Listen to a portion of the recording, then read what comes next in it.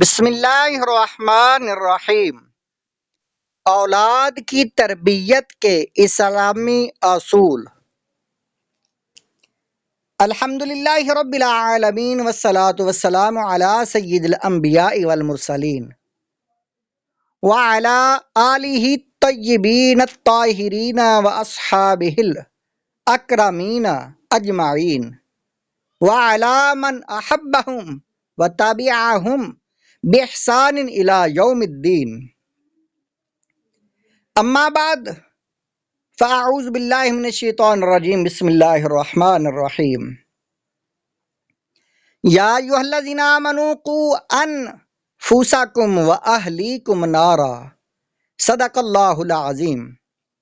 سامعین کرام، ایک مہذب انسان کی فطرت ہے کہ وہ شخصی طور پر اپنی زندگی کو ترقی دینے کی فکر کرتا ہے، نیکی کرنے کے لیے خود کوشش کرتا ہے، برائی سے بچنے کی سعی کرتا ہے اور ہمیشہ اپنے آپ کو راہ راست پر رکھنے کی جستجو کرتا ہے۔ ایک بندہ مومن کے لیے اتنا ہی کافی نہیں، بلکہ اسے اپنے اہل و عیال اور اولاد کو راہ راست پر لانے کی فکر بھی کرنی چاہیے، انہیں خیر و بھلائی کی ترغیب دینے اور برائی سے باز رکھنے کے لیے جد و جہد کرنا چاہیے۔ اس کے لیے ضابطہ تربیت کرنے کی ضرورت ہوتی ہے اور باقاعدہ نگہداشت درکار ہے۔ اسی وجہ سے دین اسلام نے تربیت کے نظام کو بڑی اہمیت دی ہے۔ ارشاد باری تعالیٰ ہے، یا ایھا الذین آمنوا قوا انفسکم واہلیکم نارا، اے ایمان والو، تم اپنے آپ کو اور اپنے متعلقین کو آگ سے بچاؤ۔ سورۃ التحریم آیت نمبر 6۔ اس آیت کریمہ میں اہل ایمان کو حکم دیا گیا کہ جہنم کی آگ سے اپنے آپ کو بچائیں اور اپنے اہل و عیال کو بھی۔ آیت شریفہ میں مذکور لفظ اہلیکم میں اہل و عیال، بیوی بچے دونوں داخل ہیں، اور ان میں بچے مقدم ہیں کیونکہ انسان کا سب سے پہلا مرحلہ بچپن ہے۔ اس کی مثال نرم و نازک کومل ڈالیوں کی طرح ہے۔ اس کی جس طرح داخت پر داخت کی جائے اور جس طرح رخ دیا جائے، درخت ویسا ہی نشو و نما پاتا ہے اور بڑا ہو جاتا ہے۔ اس لیے بچوں کی تربیت پر اسلام نے بہت زیادہ زور دیا ہے اور اس کے لیے مستقل اصول و قواعد مقرر کیے ہیں۔ اسلامی نظام تربیت کی خصوصیت۔ برادران اسلام کے پیش کردہ اصول کے مطابق اگر بچہ کی تربیت کی جائے تو وہ ضرور زندگی کے ہر مرحلہ میں خیر و بھلائی اور ترقی کی راہ پر گامزن رہتا ہے، اور اس کے بگڑنے کا 1% بھی امکان نہیں رہتا۔ یہ ایک حقیقت ہے کہ اسلام کے اصول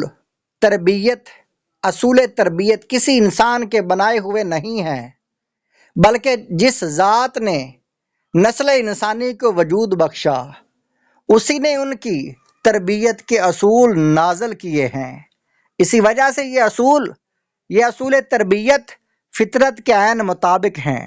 اسلام چونکہ مکمل نظام حیات ہے جو ہر طرح سے انسانیت کی صلاح و فلاح کا ضامن ہے، وہ اپنے اندر ایک کامل نظام تربیت رکھتا ہے۔ اس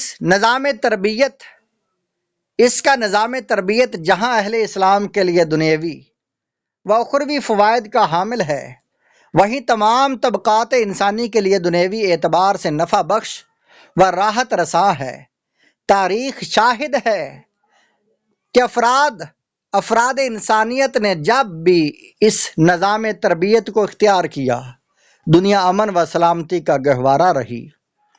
اس دنیا کے قانون دان، مفکرین و اہل دانش اپنے اپنے تجربہ کی بنیاد پر تربیت کے اصول و قواعد مرتب کرتے ہیں۔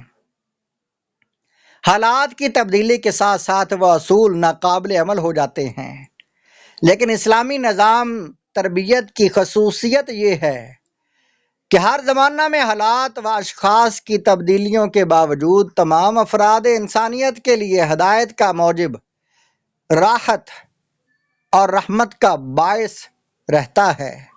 ہر بچہ فطرت پر پیدا ہوتا ہے۔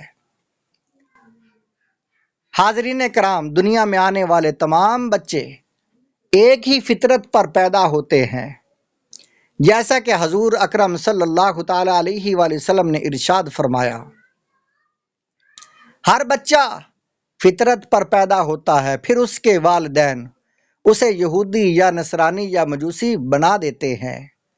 جس طرح جانور صحیح و سالم بچہ جنم دیتا ہے، کیا تم اس میں کان کٹا ہوا دیکھتے ہو؟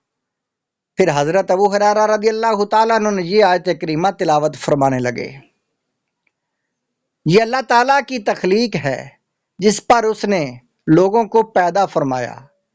اللہ کی تخلیق میں کوئی تبدیلی نہیں، یہ سیدھا دین ہے۔ صحیح بخاری کتاب الجنائز، باب اذا اسلم الصبی فمات هل یصلی علیہ، حدیث نمبر 1292۔ بچہ جب دنیا میں آتا ہے تو تمام عمدہ صلاحیتیں، پاکیزہ ذہن اور اچھی فکر اور صاف و شفاف قلب و نظر لے کر آتا ہے۔ ظاہر و باطن کی ساری خوبیاں اس میں موجود رہتی ہیں، لیکن ماحول ہے کہ اس پر اثر انداز ہونے کی کوشش کرتا ہے۔ اگر اس کی ان نپاہ صلاحیتوں اور چھپی ہوئی خوبیوں کو اجاگر نہ کیا جائے تو وہ ایک بغیر تراشے ہوئے ہیرے کی طرح اپنی قدرت و قیمت کھو دیتا ہے، اپنی قدر و قیمت کھو دیتا ہے اور ہیرا ہونے کے باوجود ایک پتھر کی مانند ہو جاتا ہے۔ جب تعمیر کرنے والا پہلی اینٹ ٹیڑھی رکھے تو دیوار سریا کی بلندیوں تک ٹیڑھی ہی جائے گی۔ تربیت ایک اہم ذمہ داری ہے، یہ آپ آگے آنے والی ویڈیو میں سنیں گے۔